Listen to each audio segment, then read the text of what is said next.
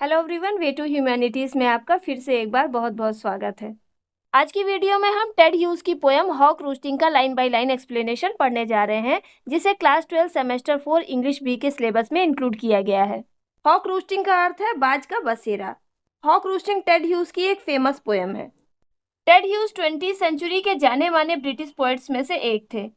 उनकी पोएम्स अपनी impressive imagery के लिए फेमस हैं। उन्होंने अपनी पोएट्री में ज्यादातर नेचर और रॉ अनटेम्ड फोर्स यानी जंगली जीव जंतुओं पर फोकस किया है। उन्होंने अपनी रचनाओं में मनुष्य और प्रकृति के बीच संबंधों को दिखाने की कोशिश की है। इनकी present poem hawk roasting nature के प्रति इनके इंटरेस्ट और उसके कठोर शिकारी रूप को प्रकट करती है। टेड ह्यूज के द्वारा कंपोज की गई पोएम हॉक रोस्टिंग एक ड्रामेटिक मोनोलॉग है। ड्रामेटिक मोनोलॉग पोएट्री का वो फॉर्म है जिसमें एक सिंगल पर्सन के द्वारा एक लंबी स्पीच दी जाती है और दूसरे किसी भी व्यक्ति के द्वारा कोई भी डायलॉग पेश नहीं किया जाता। इस पोयम में टोटल 6 स्टैंजाज हैं और हर एक स्टैंजा में 4 लाइंस कंसिस्ट हैं। पोयम में कोई भी राइम स्कीम नहीं है और ये पोयम फ्री वर्ड्स में कंपोज की गई है। इस पोयम का स्पीकर एक हॉक यानी बाज है, जो कि तानाशाही शासन यानी डिक्टेटरशिप रूल को रिप्रेजेंट करता है। जिस तरह से एक तानाशाही राजा खुद को भगवान समझकर अपने राज्य पर शासन करता है, उसी प्रकार इस पोयम में एक हॉक भी खुद को सुप्रीम और पावरफुल समझ रहा है। टेड ह्यूज ने इस पोयम में एक हॉक को बोलने और सोचने की शक्ति दी है। इस पोयम के जरिए पोएट ने ये बताने की कोशिश की है कि एक हॉक खुद को पूरी दुनिया का सबसे शक्तिशाली जीव समझता है। वह ऊंचे पेड़ पर बैठकर नीचे की दुनिया को देखता है और सोचता है कि दुनिया में सब कुछ उसी का है। नेचर में सुंदरता का गुण तो है ही, लेकिन इसके साथ साथ इसमें हिंसा और शक्ति भी पाई जाती है। इसे हम पाप नहीं कह सकते। पोएट कहते हैं कि सभी जीव जंतु अपने स्वभाव के अनुसार ही कार्य करते हैं और नेचर की पावर ही सुप्रीम होती है। तो ये था इस पोयम का सेंट्रल थीम। अब हम इस पोयम को लाइन बाय लाइन डिटेल से पढ़ते हैं। I sit in the top of the wood, my eyes closed. Hawk कह रहा है कि मैं जंगल में सबसे ऊंचे पेड़ की चोटी पर बैठा हुआ हूँ और मेरी आंखें बंद हैं। यहाँ पर हॉक पावर और कॉन्फिडेंस का सिंबल है। वह बता रहा है कि वह जंगल के सबसे ऊपरी स्थान पर बैठा है, मीन्स उसका स्थान सबसे ऊपर है। फिर वह कहता है कि उसकी आंखें बंद है, क्योंकि उसे किसी से भी डरने या अलर्ट रहने की कोई जरूरत नहीं है। वो इतना पावरफुल है कि वह आराम से आंखें बंद करके भी रह सकता है और बंद आंखों से भी सब कुछ कंट्रोल कर सकता है। Inaction, no falsifying dream. Inaction means निष्क्रिय होना, फॉल्सिफाइंग ड्रीम यानी झूठा सपना। बॉब कह रहा है कि वह पेड़ की सबसे ऊंची चोटी पर बिल्कुल निष्क्रिय होकर बैठा हुआ है और वो कोई झूठा सपना नहीं देख रहा है। यहाँ पर हॉक का निष्क्रिय होकर बैठना यह नहीं बताता है कि वो आलसी है, बल्कि उसे इस बात का कॉन्फिडेंस है कि वो इतना पावरफुल है कि कोई उसका कुछ बिगाड़ नहीं सकता, इसलिए वो वहां पर बिल्कुल आराम से बैठा हुआ है। फिर वो कहता है कि वह सपने नहीं देखता, बल्कि जो सोचता है वही करता है। उसका जीवन उस शक्ति पर आधारित है जो उसके पास है, न कि झूठी कल्पनाओं पर। Between my hooked head and hooked feet or in sleep rehearse perfect kills and eat. Hooked means मुड़ा हुआ, रिहर्स मीन्स प्रैक्टिस करना। हॉक कहता है कि मेरे मुड़े हुए सिर और मुड़े हुए तेज पंजों के बीच या फिर नींद में भी मैं सही तरीके से शिकार को मारकर खाने की प्रैक्टिस करता हूँ। यहाँ पर पोएट ने हॉक की शारीरिक विशेषता को प्रकट किया है। मुड़ा हुआ सिर हॉक की खतरनाक नुकीली चोंच की ओर इशारा करता है। हॉक की नुकीली चोंच और उसके तेज पंजे उसके शिकारी स्वभाव को प्रकट करते हैं। शिकार करने का ये जो जुनून है वो हॉक के मन में इतनी गहराई से भरा हुआ है कि वह नींद में भी प्रैक्टिस करते रहता है कि वह परफेक्ट तरीके से कैसे अपने शिकार को मारकर खाए। ये लाइंस हॉक के वायलेंट नेचर को प्रकट करती है, न कि उसकी बुराई को, क्योंकि नेचर ने हॉक को सिर्फ यही काम दिया है, शिकार करना और उसे मारकर खाना। इसलिए वह अपने इस काम में परफेक्शन हासिल करने के लिए हमेशा हंटिंग की प्रैक्टिस करते रहता है। The convenience of the high trees, the air's buoyancy and the sun's ray. Convenience means सुविधा। हॉक कहता है कि ऊंचे ऊंचे पेड़ों की सुविधा उसके लिए कितनी अच्छी है। एयर्स बॉयंसी यानी हवा का उछाल और सूरज की किरणें उसके जीवन को आसान बनाती है। इन लाइंस में हॉक बताना चाह रहा है कि उसकी लाइफ कितनी इजी और कंफर्टेबल है। ऐसा लगता है जैसे नेचर ने उसकी सुख सुविधा का पूरा ध्यान रखा है। ऊंचे ऊंचे पेड़ उसके लिए सुविधाजनक है, क्योंकि ऊंचे पेड़ों पर रहकर वह खुद को सुरक्षित महसूस करता है और वह वहां से पूरी दुनिया को देख सकता है। तेज हवा का उछाल और सूरज की किरणें भी उसके लिए फायदेमंद है।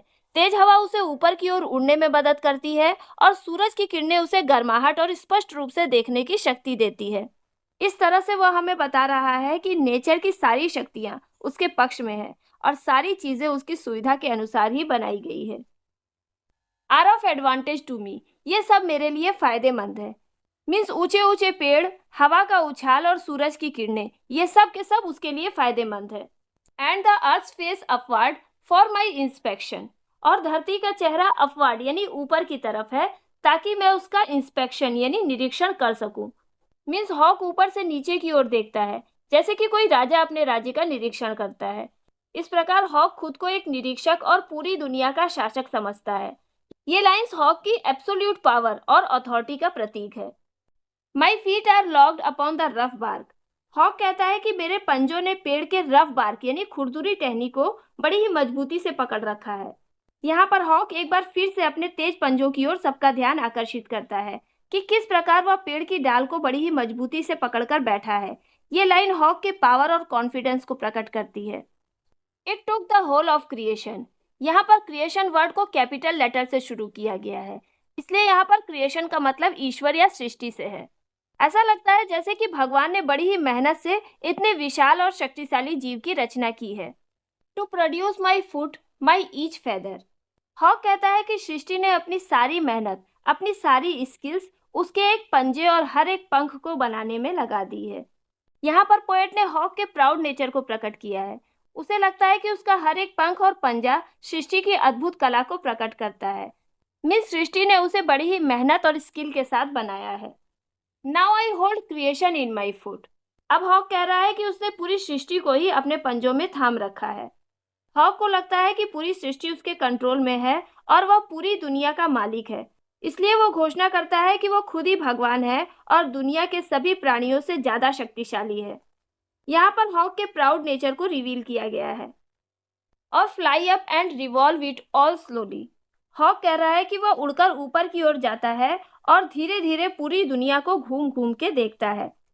यहाँ पर हॉक कहना चाहता है कि वह जो चाहे वो कर सकता है।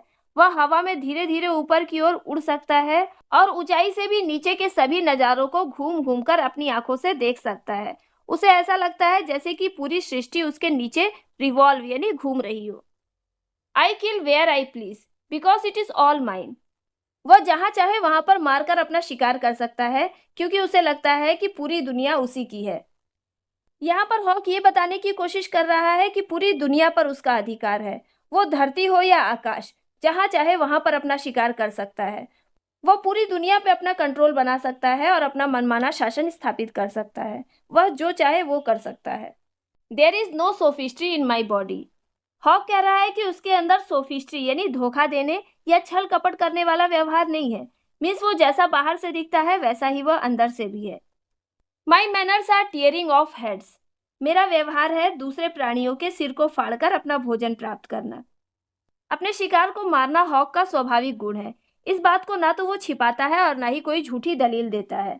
इस प्रकार हॉक के लिए हिंसा करना और मारना ही शिष्टाचार है।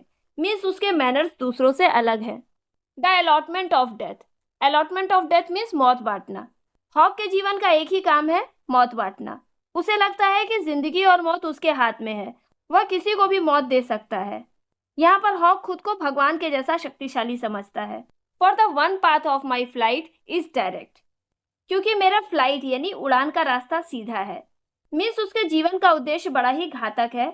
उसकी उड़ान का रास्ता हवा से होकर नहीं जाता, बल्कि through the bones of the living. उसकी उड़ान का रास्ता जीवित प्राणियों के शरीर के बीच से होकर एक सीधी रेखा में गुजरता है। मीन्स उसका रास्ता जीवित प्राणियों की हड्डियों से होकर गुजरता है और उसके रास्ते में आने वाले सभी जीवों को मौत का सामना करना पड़ता है। No arguments assert my right, hawk कह रहा है कि मुझे दुनिया पर मेरे अधिकार को असर्ट यानी साबित करने के लिए किसी भी प्रकार का कोई भी आर्ग्यूमेंट यानी तर्क देने की आवश्यकता नहीं है। मीन्स हॉक अपने शिकार को मारकर खाता है और उसका ये काम उचित है। इस बात को उसे किसी को भी समझाने की जरूरत नहीं है। उसके अनुसार वो बहुत ही ज्यादा ताकतवर है और एक ताकतवर को किसी भी प्रकार का तर्क देने की जरूरत नहीं है। The sun is behind me, hawk कहता है कि सूरज मेरे पीछे है। ये लाइन सजेस्ट करती है कि ब्रह्मांड की शक्तियां भी उसके पीछे खड़ी होकर उसका साथ दे रही हैं। सूरज की रोशनी में हॉक अपने शिकार को ज्यादा आसानी से देख पाता है और उसका शिकार कर पाता है। Nothing has changed since I began. वह कहता है कि जब से मैं धरती पर प्रकट हुआ तब से कुछ भी नहीं बदला। यहाँ पर हॉक खुद को एक टाइमलेस और बड़ा ही पावरफुल क्रिएचर मानता है। वह कहता है कि वह दुनिया के जिस शीर्ष पर बैठा हुआ है उसमें आदिकाल से लेकर आज तक कोई भी बदलाव नहीं आया है। My eye has permitted no change. Hawk कह रहा है कि इसका कारण यह है कि मेरी नजर ने किसी भी तरह के बदलाव को होने ही नहीं दिया, क्योंकि उसकी नजर इतनी ज्यादा अलर्ट है कि वह जहां तक नजर रखे हुए है वहां तक कोई भी चीज बदल नहीं सकती। उसने पूरी सृष्टि को अपने पावर के जरिए कंट्रोल कर रखा है और पूरी दुनिया में एक स्टेबल सिस्टम को लागू कर रखा है। I am going to keep things like this. और फाइनली हॉक डिक्लेयर करता है कि वह इस सिस्टम को ऐसे ही बनाए रखेगा। हॉक खुद को दुनिया का सुप्रीम पावर समझता है और वह चाहता है कि दुनिया पर उसकी शक्ति, नियंत्रण और व्यवस्था हमेशा वैसी ही बनी रहे।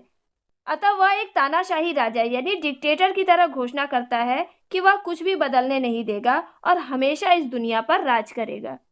इस तरह से टेड ह्यूज ने इस पोयम में एक हॉक के माध्यम से तानाशाही शासन के जैसी शक्ति, घमंड और कठोरता को प्रकट किया है।